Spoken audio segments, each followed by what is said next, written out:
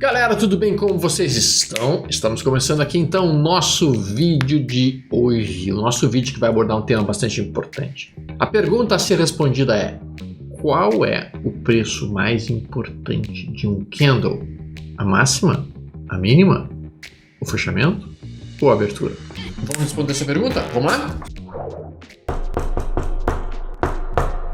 Meu nome é Alexandre Volvax, também conhecido como Stormer do mercado. Nós vamos falar um pouquinho sobre um tema bastante importante na continuação dos nossos vídeos sobre price action em termos de criptomoedas.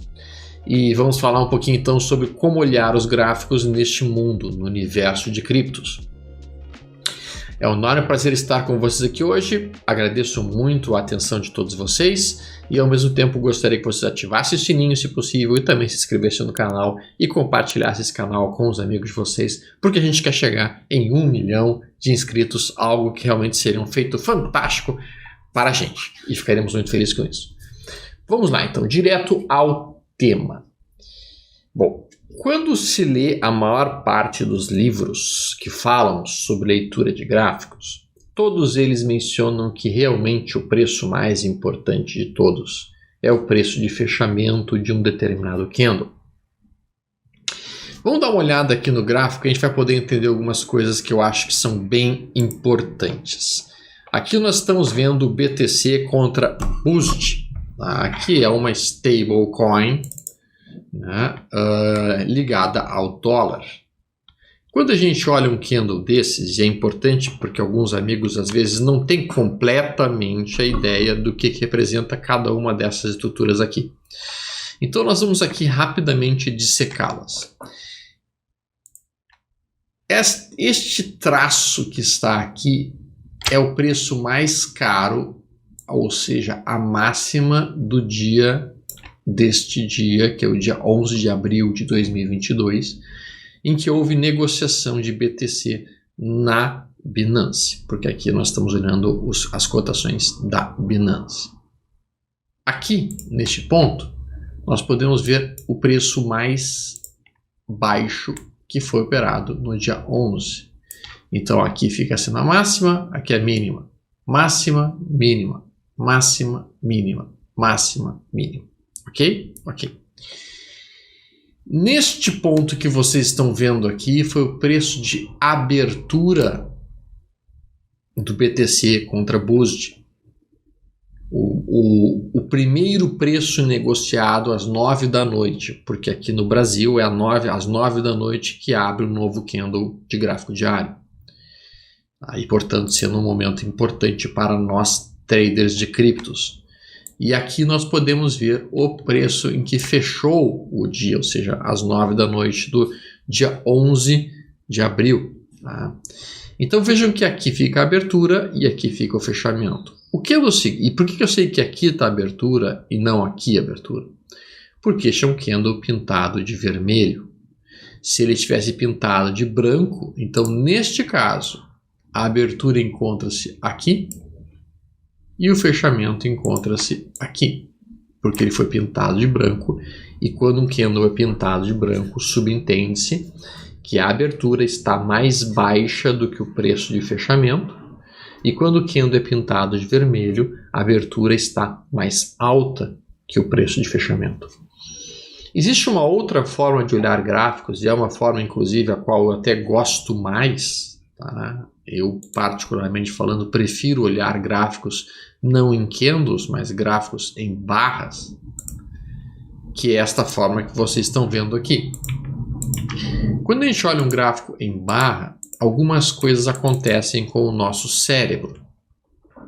Uma das primeiras coisas que acontece com o nosso cérebro é a necessidade de refletir sobre cada um dos pontos em que o mercado está se apresentando. Então, quando você olha para esta barra aqui, você imediatamente é obrigado a pensar onde abriu e onde fechou esta barra.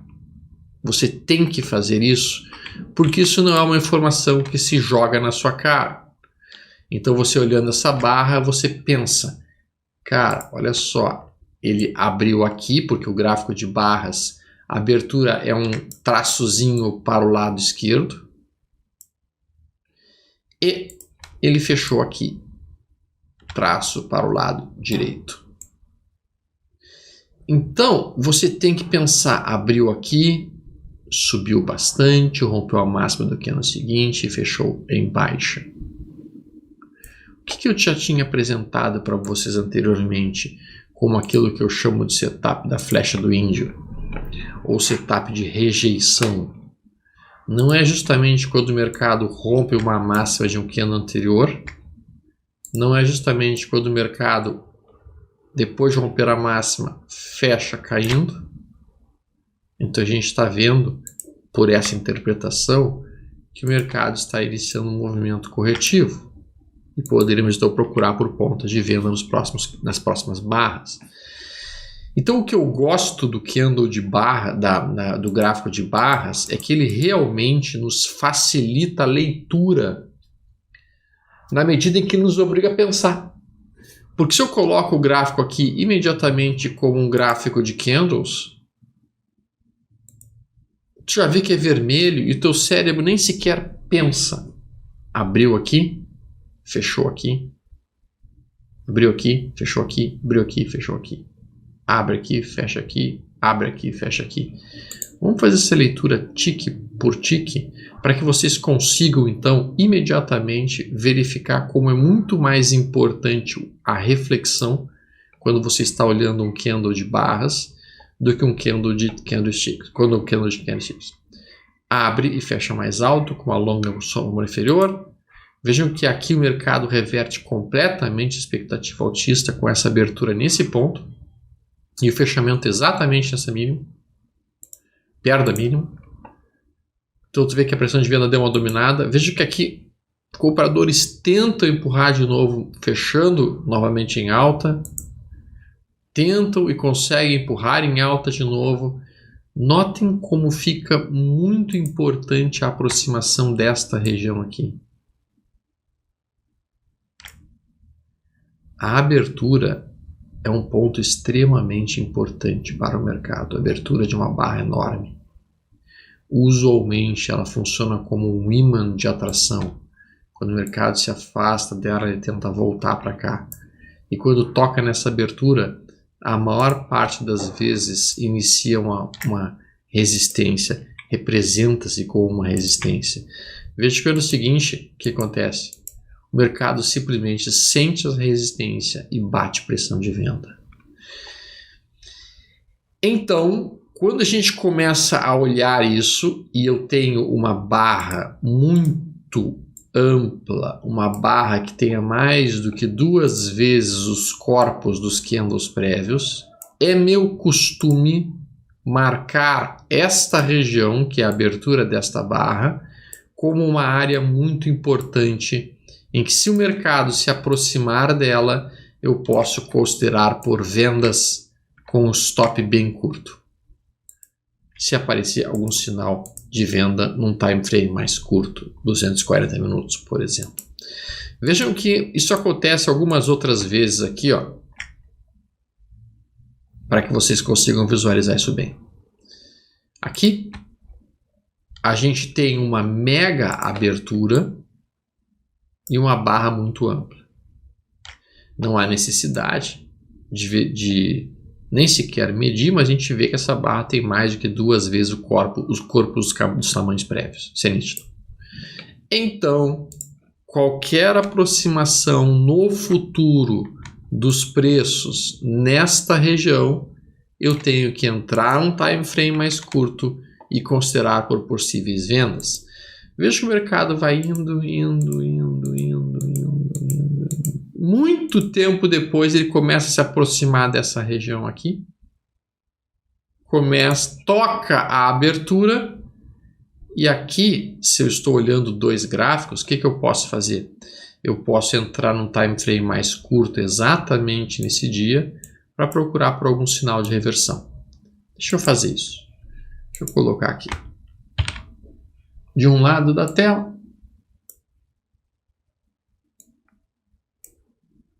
BTC contra Boost. Vou colocar isso em 240 minutos. Vejam então que este candle que os senhores estão vendo aqui, ele é este candle que produz esse sinal aqui. Aqui. Veja que o mercado faz o que basicamente? Ele consegue dar mais um ciclo de alta, ele dá um sinal de venda aqui, inclusive, deixa eu botar aqui para vocês verem. Ele dá um sinal de venda quando ele faz esse candle branco seguido desse candle vermelho. E daí ele perde essa mínima, batendo o sinal de venda. E daí ele faz uma última maldade, que é muito frequente em criptos. Maldades. Ele rompe o topo, faz um trap, e quando perde essa mínima, daí sim que ele vem. Agora, se vocês forem ser extremamente cuidadosos aqui, vocês vão ver que o mercado está produzindo um padrão que eu vou apresentar para vocês mais adiante. Topos mais altos, topos mais baixos no indicador. Um padrão chamado de divergência baixista. Visualizando isso, então, um trader, eu provavelmente teria vendido aqui, teria sido estopado aqui, e teria vendido aqui de novo, com stop nesse ponto. E daí este trade de venda aqui, com o meu objetivo final aqui embaixo, teria recuperado todo o loss que eu tive e me colocado num belo lucro. E aí é importante, meus amigos, que vocês percebam que um trader, ele nunca vai ter 100% de acerto. O que um trader consegue ter? 60%, 65% de acerto, porque ele vai ter esse tipo de região aqui como resistência, ele sabe que está se aproximando de uma resistência, então nesta resistência ele vai estar procurando por sinais de venda. Pode acontecer o primeiro sinal e o mercado ela tem um pouquinho mais de gás para romper e ele vai ter que então levar um stop para depois bater na venda de novo. E paciência, infelizmente faz parte. Se o sujeito usou outro range como seu nível de filtro para o stop, então nesse caso, digamos que o sujeito tenha pensado em vender aqui, na perda dessa mínima, e dele coloca aqui, ele vê que o outro range está em $655, então ele colocaria o seu stop $655 acima desta máxima, que está em 42.215. Então, se ele faz isso, 42.215 mais $655, ele botou o stop dele em 42.900.